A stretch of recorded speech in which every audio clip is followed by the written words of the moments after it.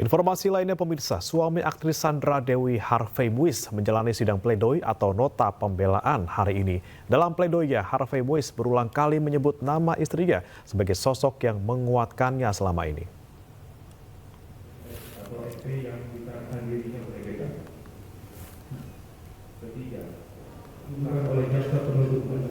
Suami Sandra Dewi Harvey Muiz membacakan sendiri pledoi atau nota pembelaan dirinya di Pengadilan Tipikor Jakarta.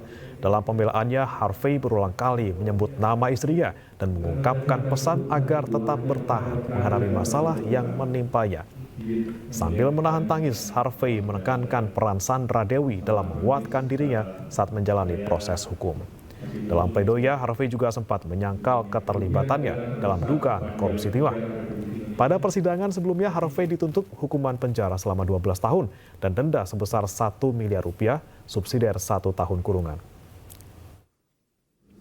Sumpah yang kami ucapkan 7 tahun lalu untuk saling menjaga pada saat susah maupun senang.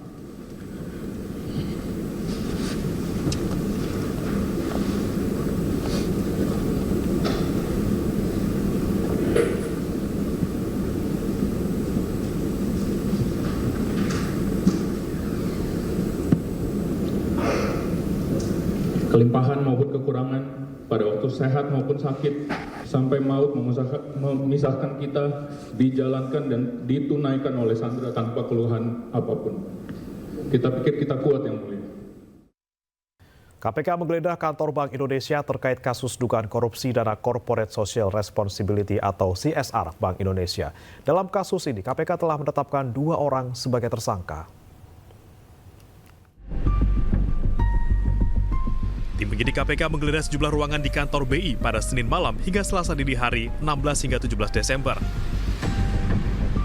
Penggeledahan dilakukan atas kasus dugaan korupsi dana Corporate Social Responsibility atau CSR Bank Indonesia. Penggeledahan berlangsung selama 8 jam. Salah satu ruangan yang diperiksa adalah ruang kerja Gubernur Bank Indonesia, Peri Warjio. Dari kantor Bank Indonesia, KPK mengamankan sejumlah dokumen. Tentunya kita akan ungkap semuanya fakta-fakta ini, bagaimana keputusannya, siapa yang mengambil keputusan, perencanaannya CSR ini bagaimana, siapa-siapa yang menerima. Nah itu yang kita dalami sekarang.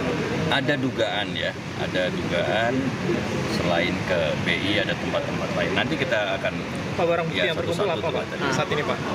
Beberapa dokumen ya kita temukan, beberapa barang-barang kayak alat bukti elektronik kita juga amankan, dokumen terkait ya berapa besaran CSR-nya, siapa-siapa yang menerima dan sebagainya, tentunya itu yang kita cari.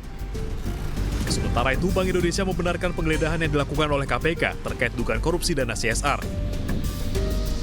Gubernur Bank Indonesia menjamin akan bersikap kooperatif dengan mematuhi hukum yang berlaku.